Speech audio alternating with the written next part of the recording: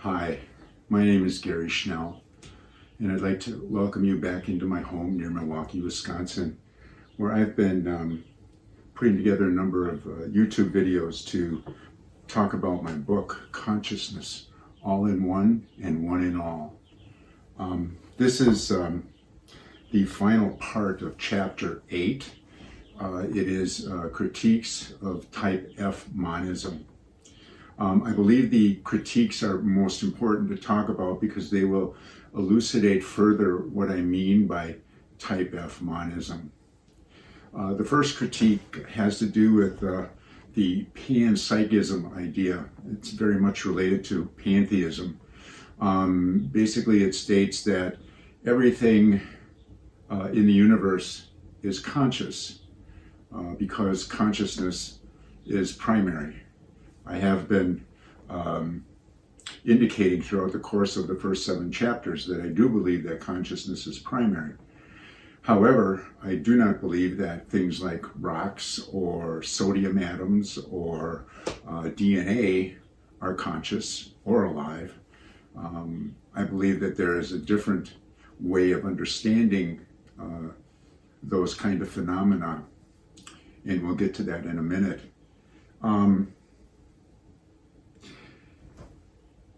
The problem with the panpsychism theory or critique is that it assumes a number of things that really need to be addressed. You know, one of the things it first assumes is that we have a closed universe where there is nothing else that transcends the universe. Such a universe would violate the second law of thermodynamics, but there are other problems with that as well.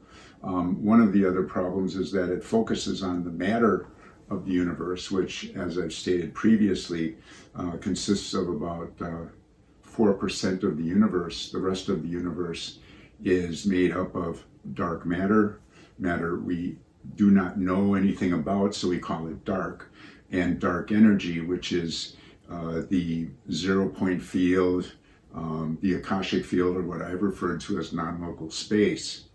That makes up about 70% of the universe, and essentially it bathes our universe in what I have argued in this chapter is proto-phenomenal consciousness and information, the intimate dance of those two things.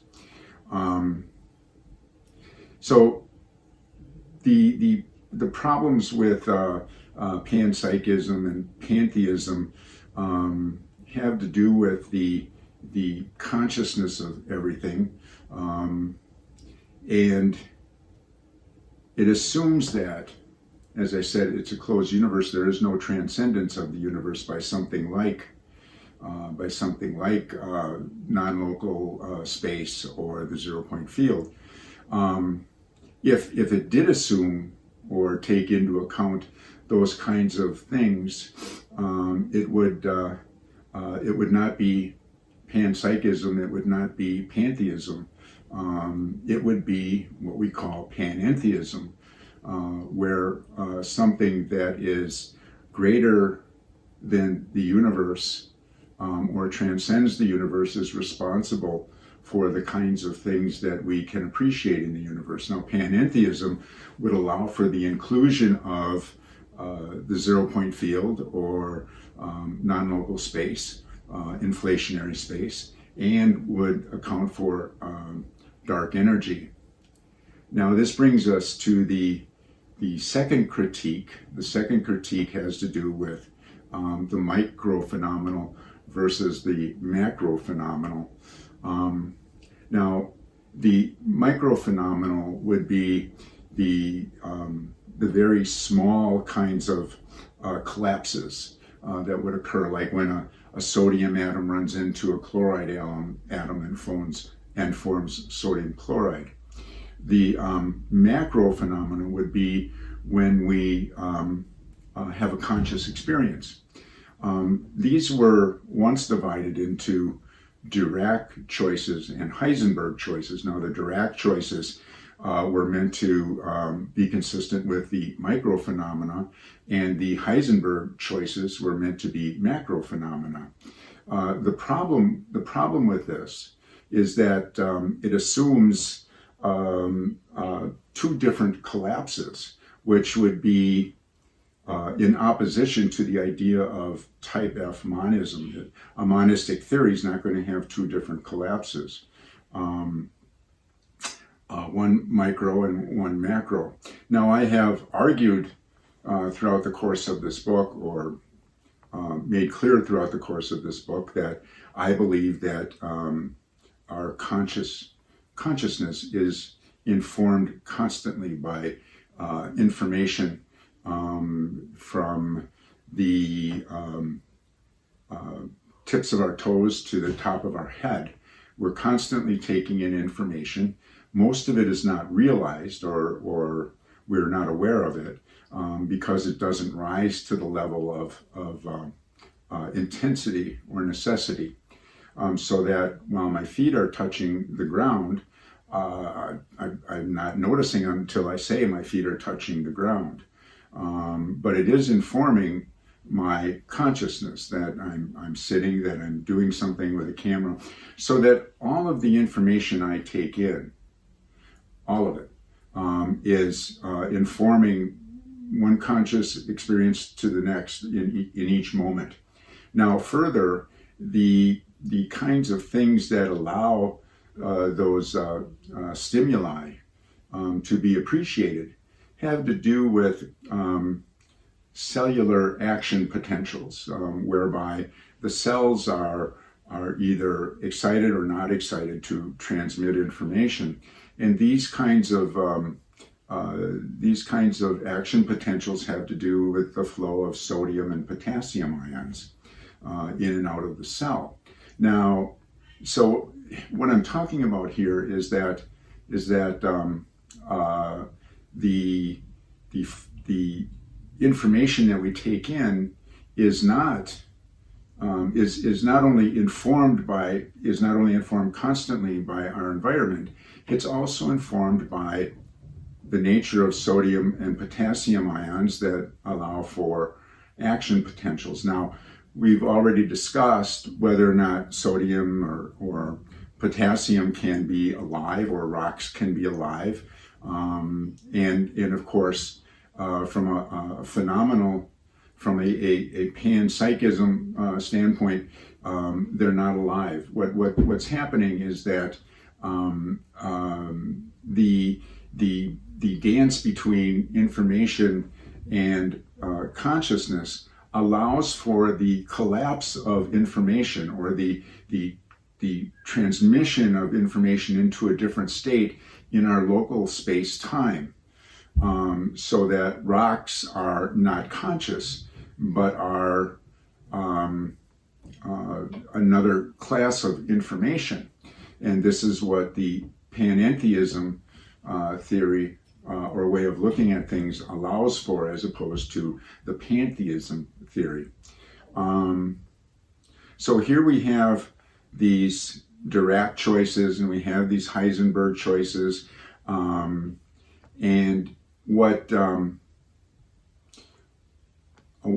and the Dirac choices, as I've argued, are informing the Heisenberg choices consistently, so that there is no line in the sand that can be drawn between the information we're taking in and a conscious experience. It's all continuous as it is informed, as our consciousness is informed.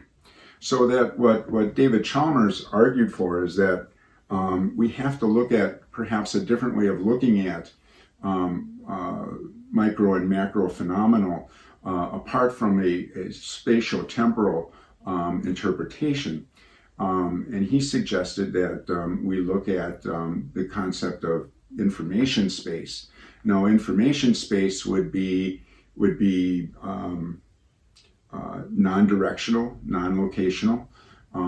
It would be in non-local space, and what it allows for is the addition of information spaces, or joint information spaces. For example, we have information that has to do with different colors, and we have information that has to do with different shapes. And so we see, and so this would be one bit of information, this would be another bit of information, and then we see a red ball, and we put the two ideas together, red, color, shape, ball, and we have a red ball. And that's as simplistic as it can get, but information spaces then can be informed from, including everything that has to do with our experience with a red ball, our emotional history with a red ball, bouncing balls when we were young. Any number of things can then inform the informational space. Now, I am suggesting that this informational space has no direction, it has no location, and it is essentially in non-local space, or the zero-point field. So that is where there is no direction, there is no location, and essentially what then happens is that because that's the case, and because our experience is what informs that information space, red ball, for example, our experience becomes part of non-local space. And it then can be a part of, or becomes a part of, what I'm suggesting is the proto-phenomenal field. The consciousness and information of the proto-phenomenal field, such that our consciousness and information spaces can then inform the proto-phenomenal field, while the proto-phenomenal field informs us.